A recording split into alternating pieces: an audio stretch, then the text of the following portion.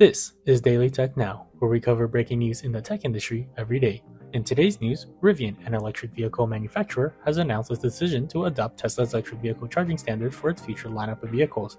This move allows Rivian owners to access thousands of Tesla Supercharger stations across the United States, thereby bringing Tesla closer to becoming the dominant EV charging standard in the country. Starting in 2024, Rivian will provide adapters to its customers so that they can use Tesla Supercharger stations. These stations currently use Tesla's North America charging standards plug and outlet. Additionally, by 2025, Rivian plans to manufacture its R1T trucks and R1S SUVs with Tesla's charging port, eliminating the need for an adapter. Rivian states that this agreement simplifies electric vehicle ownership by providing more fast charging options for Rivian vehicle owners while supporting the shared mission of decarbonizing transportation.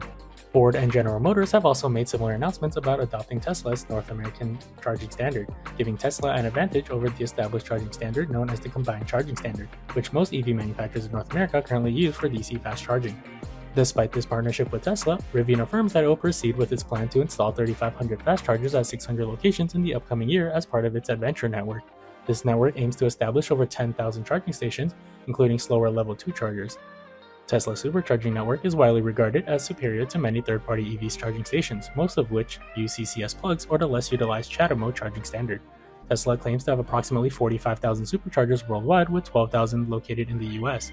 According to the Department of Energy, Tesla operates nearly 2,000 DC fast charging stations and nearly 5,000 Level 2 chargers in the US. Tesla asserts that its superchargers exhibit exceptional reliability compared to other EV charging stations, which often experience software glitches and faulty chargers.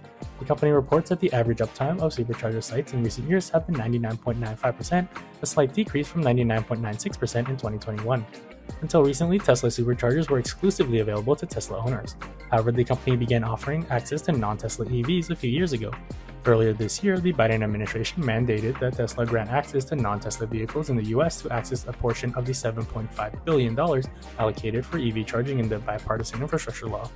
Unlike in Europe, where Tesla Superchargers use a standardized connector, the US Superchargers used a proprietary connector, which initially provided Tesla with a competitive advantage.